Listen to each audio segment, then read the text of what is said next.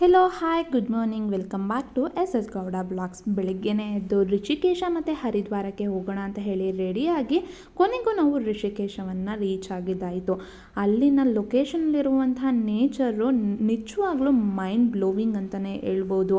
ಗಂಗಾ ನದಿ ಹರಿತಾ ಇರುತ್ತೆ, ಸುತ್ತಲೂ ಸಹ ಬೆಟ್ಟ ಗುಡ್ಡಗಳು, ನೋಡೋಕ್ಕೆ ಎರಡು ಕಣ್ಣು ಸಾಲಲ್ಲ ಆ ರೀತಿ ಇರುತ್ತೆ. ಮೊದಲೇ ನಾರ್ತ್ ಇಂಡಿಯಾ ಅಂದರೆ ಕೇಳಬೇಕಾ, ವೆದರು ಕೂಲಾಗೇ ಇರುತ್ತೆ. ಯಾವಾಗಲೂ ನಾವು ಒಂದೊಂದು ಸಲ ಅಲ್ಲಿ ಬಿಸಿಲನ್ನ ನೋಡೋದು, ಆಲ್ಮೋಸ್ಟ್ ಮೋಡ ಕವಿದಂಥ ವಾತಾವರಣನೇ ಇರುತ್ತೆ. ಬಿಸಿಲು ಅನ್ನೋದು ನಮಗೆ ಗೊತ್ತಾಗೋದೇ ಇಲ್ಲ. ನಾವು ಋಷಿಕೇಶಕ್ಕೆ ರೀಚ್ ಆಗ್ತಿದ್ದ ಹಾಗೆಯೇ ಅಲ್ಲಿ ನಮಗೆ ದೇವಸ್ಥಾನಗಳು ಅಂತ ಏನು ತುಂಬ ದೊಡ್ಡ ದೊಡ್ಡ ದೇವಸ್ಥಾನ ಏನೂ ಸಿಗೋದಿಲ್ಲ. ಅಲ್ಲಲ್ಲೇ ಚಿಕ್ಕ ಚಿಕ್ಕ ದೇವಸ್ಥಾನಗಳಿರುತ್ತೆ. ಮತ್ತು ಗಂಗಾ ನದಿ ಹರಿತಾ ಇರೋದ್ರಿಂದ ಅಲ್ಲಿ ಎಲ್ಲರೂ ಸಹ ಗಂಗಾ ನದಿಯಲ್ಲಿ ಸ್ನಾನವನ್ನು ಮಾಡ್ತಾ ಇರ್ತಾರೆ. ಅದಲ್ಲದೆ ಗಂಗಾ ನದಿದು ನೀರನ್ನು ತೊಗೊಂಡೋಗೋಕ್ಕೆ ಅಂತ ಸಾಕಷ್ಟು ಶಾಪ್ಗಳಲ್ಲಿ ಬಾಟಲ್ಗಳನ್ನು ಡಬ್ಬಿಗಳನ್ನು ಸಹ ಮಾರ್ತಾ ಇರ್ತಾರೆ.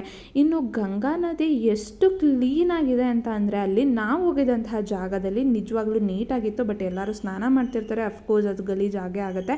ನಾವು ಸ್ನಾನ ಮಾಡಿದ್ರೂ ಸಹ ಆ ಪ್ಲೇಸನ್ನು ನೀಟಾಗಿ ಇಟ್ಕೊಳ್ಳೋ ಥರ ನಾವು ನೋಡ್ಕೊಳ್ಬೇಕು. ಇದಂತೂ ಎನ್ವಿರಾನ್ಮೆಂಟ್ಗೆ ತುಂಬಾ ಇಂಪಾರ್ಟೆಂಟು. ಇನ್ನು ಗಂಗಾ ನದಿ ಎಷ್ಟು ದೂರದಿಂದ ಹರಿತಾ ಇರುತ್ತೆ ಮತ್ತು ಎಷ್ಟು ಅಗಲವಾಗಿರುತ್ತೆ. ಮತ್ತು ಇಲ್ಲಿ ನೋಡ್ತಾ ಇರ್ಬೋದು ಈ ರೀತಿ ದೊಡ್ಡದಾದಂತಹ ಬ್ರಿಡ್ಜು ಅಲ್ಲಿರ್ತವೆ. ಸೊ ಈ ಬ್ರಿಡ್ಜಿಂದ ಒಂದು ಕಡೆಯಿಂದ ಬ್ರಿಡ್ಜಿಂದ ಹೋಗಿ ಇನ್ನೊಂದು ಕಡೆಯಿಂದ ಬ್ರಿಡ್ಜಿಂದ ಬರೋದು. ಸೊ ನಡ್ಕೊಂಡೇ ಓಡಾಡಬೇಕು.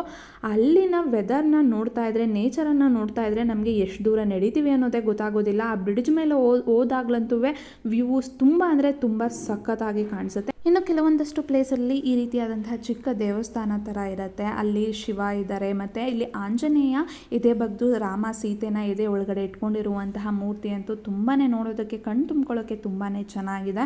ಮತ್ತು ಇಲ್ಲಿ ಗಂಗಾ ನೀರನ್ನು ತಗೊಳ್ಳಿಕ್ಕೆ ಅಂತ ಹೇಳಿ ಸಾಕಷ್ಟು ಕಡೆ ಮೆಟ್ಲುಗಳಿರುತ್ತೆ. ಆದರೆ ಹೋಗಬೇಕಾದ್ರೆ ಹುಷಾರಾಗಿ ಹೋಗಬೇಕು, ಏಕೆಂದರೆ ಗಂಗಾ ನೀರು ತುಂಬ ಫೋರ್ಸಾಗಿ ಹರಿತಾ ಇರುತ್ತೆ. ಸೊ ಈಗ ನಾವು ಋಷಿಕೇಶ ಎಲ್ಲ ನೋಡಿಕೊಂಡು ನಾವು ನೆಕ್ಸ್ಟ್ ಬಂದಿದ್ದೇನೆ ಹರಿದ್ವಾರಕ್ಕೆ. ಸೊ ಬೆಳಗ್ಗೆ ಹೋಗಬೇಕಾದ್ರೇ ನಾವು ಹರಿದ್ವಾರದಿಂದನೇ ಋಷಿಕೇಶಕ್ಕೆ ಹೋಗಿದ್ದು. ಮತ್ತು ನಾವು ಹರಿದ್ವಾರದಲ್ಲಿ ಗಂಗಾ ಆರತಿಯನ್ನು ಮಾಡೋದ್ರಿಂದ ಬಂದು ಗಂಗಾ ಆರತಿಯನ್ನು ನೋಡಿಕೊಂಡು ಸಂಜೆ ಹೋಗ್ಬೋದು ಅಂತ ಹೇಳಿ ಕೊನೆಯದಾಗಿ ನಾವು ಹರಿದ್ವಾರಕ್ಕೆ ಬಂದು ಇಲ್ಲಿ ನೋಡ್ತಾ ಇದ್ದೀರಾ ಅಲ್ವಾ, ಗಂಗಾ ನದಿ ಮಧ್ಯದಲ್ಲಿ ಹರಿತಾ ಇದೆ. ಇನ್ನು ಆ ಕಡೆ ಈ ಕಡೆ ಜನ ಎಲ್ಲ ಕೂತ್ಕೊಳ್ತಾ ಇದ್ದಾರೆ. ಏಕೆಂದರೆ ಗಂಗಾ ಆರತಿ ಶುರು ಆಗ್ತಿದೆ ಹಾಗೆಯೇ ಅದನ್ನು ನೋಡಬೇಕು ಅಂತಲೇ ಸಾಕಷ್ಟು ಕಡೆಯಿಂದ ಸಾಕಷ್ಟು ಜನರು ಬಂದಿರ್ತಾರೆ.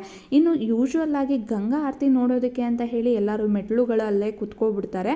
ಅಲ್ಲಿ ಗಂಗಾ ಆರತಿ ಮಾಡಬೇಕಾದ್ರೆ ಸಾಕಷ್ಟು ಕಡೆ ನಿಂತಿರ್ತಾರೆ. ಅಂದರೆ ಪೂಜಾರಿಗಳು ಇಲ್ಲ ಗಂಗಾ ಆರತಿ ಏನು ಮಾಡ್ತಿರ್ತಾರೆ ಅವರು ತುಂಬ ಕಡೆ ನಿಂತಿರ್ತಾರೆ ಲೈನಕ್ಕೆ. ಸೊ ನಾವು ಎಲ್ಲಿ ನಿಂತ್ಕೊಂಡ್ರೂ ಗಂಗಾ ಆರತಿ ಚೆನ್ನಾಗೇ ಕಾಣಿಸುತ್ತೆ.